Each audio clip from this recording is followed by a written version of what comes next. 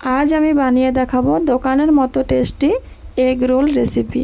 তাহলে চলুন দেখে নিই। এখানে আমি 2 কাপ পরিমাণ ময়দা নিয়েছি।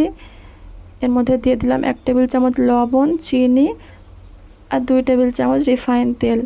তেল, চিনি ও লবণ ভালোভাবে ময়দার মধ্যে মাখিয়ে নেব যতক্ষণ না ময়দাটা দানা দানা হয়ে আসছে।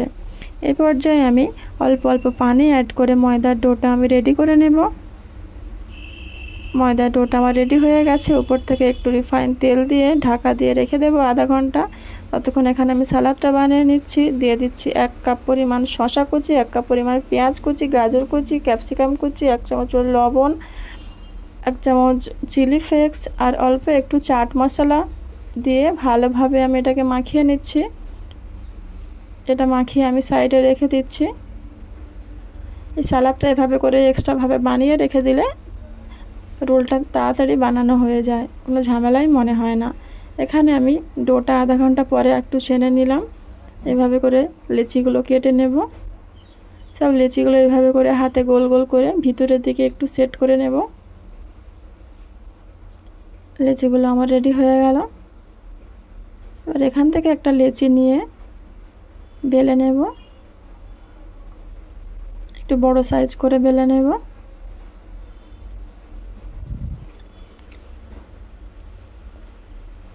এখানে আমি একটা চাকুর সাহায্যে একটা কোনা কেটে দিয়েছি। উপর থেকে একটু শুকনো ময়দা ছিটিয়ে মাখিয়ে নেব।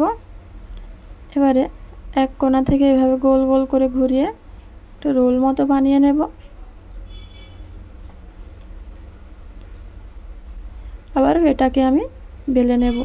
এরকমভাবে করে নিলে কি হয়, রোলের যে পরোটাটা খুব সুন্দর লেয়ার যুক্ত হয়।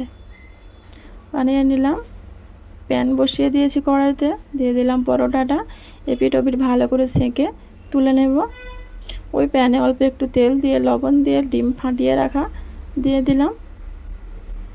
ডিমটা সামান্য ভাজা হয়ে গেলে রুটিটাও দিয়ে দিলাম ওর উপরে, দিয়ে এপিট ওপিট ভালোভাবে ভেজে তুলে নেব।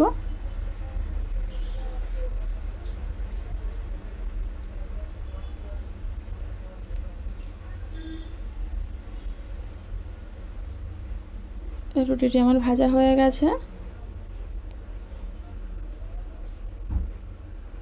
পর্যায়ে তুলে নিলাম। এভাবে করে সব রোলের রুটিগুলো আমি সেঁকে নিয়েছি। আগে থেকে রেডি করে রাখা সালাদটা দিয়ে দিলাম। উপর থেকে সয়া সস দিয়ে দিলাম,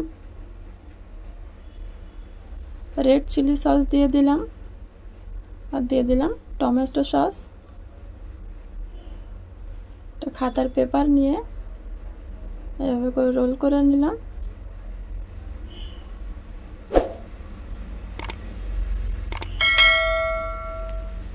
এভাবে করে সবগুলো আমি রেডি করে নিলাম।